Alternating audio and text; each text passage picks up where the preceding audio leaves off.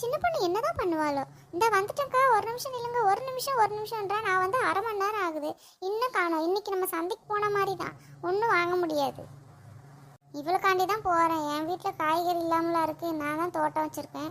தோட்டத்தில் போனால் அழகு போல் பறிச்சுட்டு வருவேன்.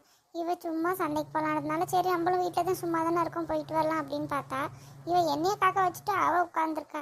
இவளுக்கு வாங்க போகிறனா இல்லை எனக்கு வாங்க போகிறலான்னு எனக்கு தெரியல. சரி ஃபோனாவது பண்ணுவோம், எடுக்கிறாளா இல்லாட்டி வீட்டுக்கு போயிடலாம் எடுக்கலனா. ஹலோ சின்ன பொண்ணு, நான் வந்து அரை மணி நேரம் ஆகுது. சின்ன பொண்ணு ஏன் சின்ன பொண்ணு இப்படி பண்ணுறேன்? எவ்வளோ நேரமாக வெயிட் பண்ணிட்டு இருக்கிறது? உன்னால் சீக்கிரம் வர முடியாதா?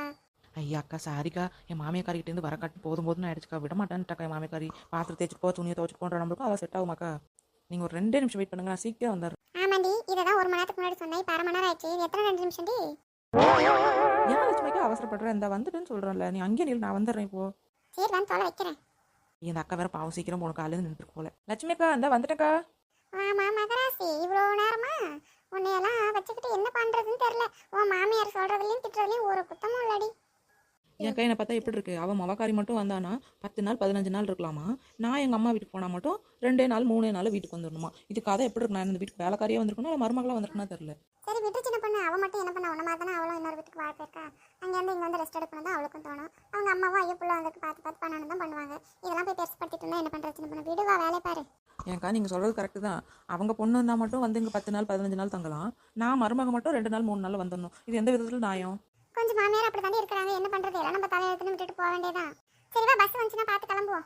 சரி சரி போங்கக்கா, வரேன். காரெல்லாம் நல்லா இருக்கு சின்ன பொண்ணு. என்னடி நான் தனியாக பேசிட்டு இருக்கேன், நீ ஒன்றுமே சொல்லாமல் நின்றுட்டு இருக்க? ஆமாம் ஆமாக்கா, வாங்கிட்டு போகலாம், நல்லா தான் இருக்குது. சரி நான் தாத்தாட்டு கேளுங்க எவ்வளோ விலைன்னு. தாத்தா கத்திரிக்காய்லாம் எவ்வளோ? என்கிட்ட இருக்கிற கத்திரிக்காய், வெள்ளரிக்காய், இந்த கோசு அது இதுன்னு எல்லாம் தட்டில் சின்ன சின்ன தட்டில் வச்சிருக்கும் பாருமா, எல்லாமே 10 ரூபா 15 ரூபா தரமா.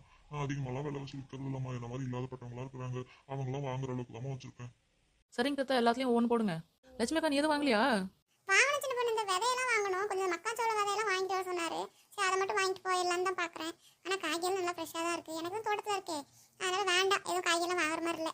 அக்கா காலையில் ஒரு சம்பவம் பண்ணிட்டேங்க்கா. என்னடி சம்பவம்? என்ன பண்ண? நிறைய பாத்திரம் இருந்துச்சுன்னு சொல்லிட்டு மிஷினில் எடுத்து போட்டேங்க்கா. பாத்திரத்தெல்லாம் மிஷின் வீணாக போயிடுச்சு. பாத்தியா, என்கிட்ட சொல்லவே இல்லை. உங்கள் வீட்டில் எப்படி வாங்குனீங்க பாத்திரம் தேய்க்கிறதுலாம் மிஷினு? அக்கா பாத்திரம் தைக்கிற மிஷின் இல்லை, துணி துவைக்கிற மிஷினில் எடுத்து போட்டேங்க்கா. என்னடி சொல்கிறேன்?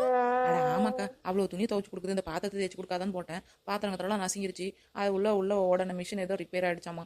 அதை வச்சுட்டு கத்திட்டு இருந்தாங்க காலையிலேருந்து. அதாங்க ஓடி வந்துட்டேன், இப்போ நான் சந்தைக்கு போகிறேன் அப்படின்ட்டு. அடிப்பாவி, இப்படியா பண்ணுவாங்க?